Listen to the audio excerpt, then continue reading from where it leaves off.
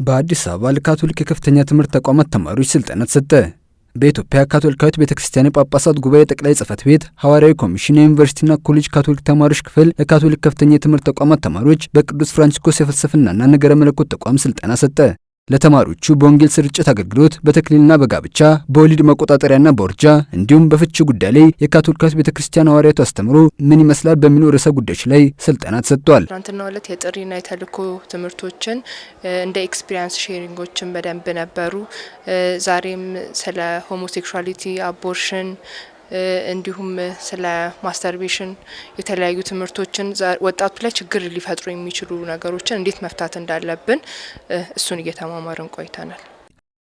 ይህ ስልጠና በየዓመቱ የሚደረግ ሲሆን በስልጠናው ከተለያዩ የሀገራችን ክፍሎች የተውጣጡ ካቶሊካውያን ከፍተኛ የትምህርት ተቋማት ተማሪዎች ተገኝተው ስልጠናውን የሚካፈሉበት፣ ልምዶቻቸውን የሚያካፍሉበት፣ በካቶሊካዊት ቤተክርስቲያን የወንጌል ስርጭት አገልግሎት ላይ እንዴት መሳተፍ እንደሚችሉ ግንዛቤ የሚያገኙበት መልካም አጋጣሚ እንደሆነ በዕለቱ ተገኝተን ያነጋገርናቸው ታዳሚዎች ገልጸዋል።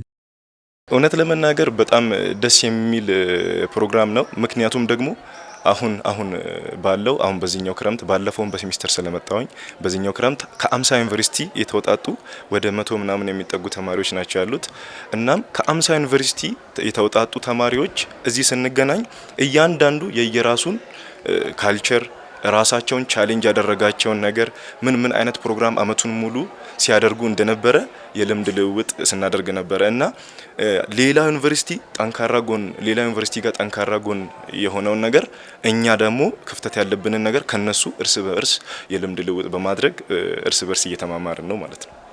በደንብ ሰፋ ብሎ የተለያዩ ወጣቶችም አሁን የሚሰበሰቡት ጥቂት ወጣቶች ነን፣ ግን ደግሞ የተለያዩ ወጣቶች በብዙ ቦታ ይበልጥ ደግሞ ወደ ችግሩ የቀረቡ ወጣቶችን ማግኘት ለኛ በጣም ከባድ ነው። ብዙ ጊዜ ቅርበት ላይ ለቤተክርስቲያን ቅርብ የሆኑ ወጣቶችን ነው የምናገኘው እና እዛ ድረስ ሄደን መስራት የምንችልበት አጋጣሚ ቢመቻችና ያው እኛም ጠንክረን እንድንሰራ ነው። አመሰግናለሁ።